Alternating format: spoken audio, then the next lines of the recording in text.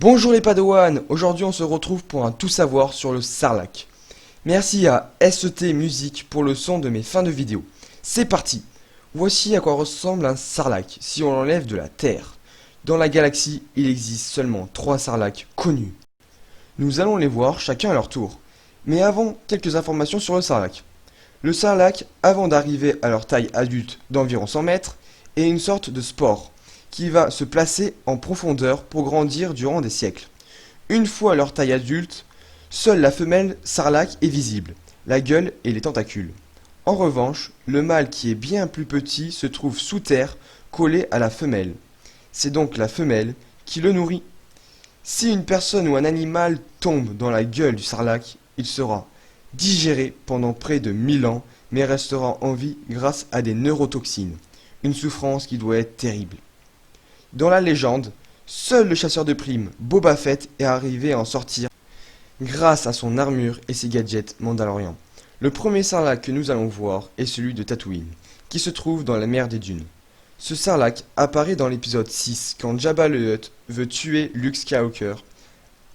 Jabba utilise ce monstre pour tuer. On peut rajouter que le Sarlacc peut avoir l'esprit de ses victimes, ce qui l'aide à accroître ses connaissances. Et maintenant, le deuxième Sarlacc est celui de Tatomir. Mais on sait peu de choses sur lui, sauf qu'il est plus petit que les autres. Moi, personnellement, je le trouve très joli.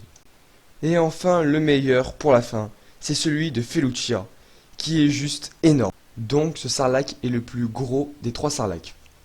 Mais pour les habitants de Felucia, c'est un lieu mystique, très important pour eux, un lieu sacré. Pour dire, les tentacules de ce Sarlacc sont tellement grandes et énormes qu'elles sont capables d'attraper un rancor felucien pour les apporter jusqu'à leur gueule. Après la chute de la République, le Jedi Shaak Ti se replia dans ce lieu très dangereux, mais l'apprenti secret de Dark Vador, Jalen Marek, est venu pour traquer le Jedi.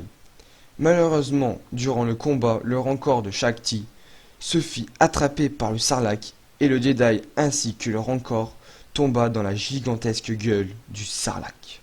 Par la suite, l'Empire galactique occupa la planète et investit la zone des abîmes ancestraux, en cherchant à contrôler la nature sauvage du Sarlacc, notamment pour poursuivre sa campagne d'extermination contre les habitants de Felucia. Les impériaux construisirent des infrastructures qui immobilisèrent le Sarlacc, aussi bien ses tentacules que sa mâchoire. En effet, un système d'ascenseur fut installé dans sa gueule afin que les soldats impériaux puissent y pénétrer à la recherche de dissidents feluciens qui s'y cachaient. L'Empire est vraiment cruel avec tout type de créatures, d'espèces ou de personnes. La vidéo est terminée, je vous remercie, n'oubliez pas d'aller vous abonner à la chaîne YouTube, de mettre un like, merci, et moi je vous dis à la prochaine pour une toute nouvelle vidéo sur Star Wars.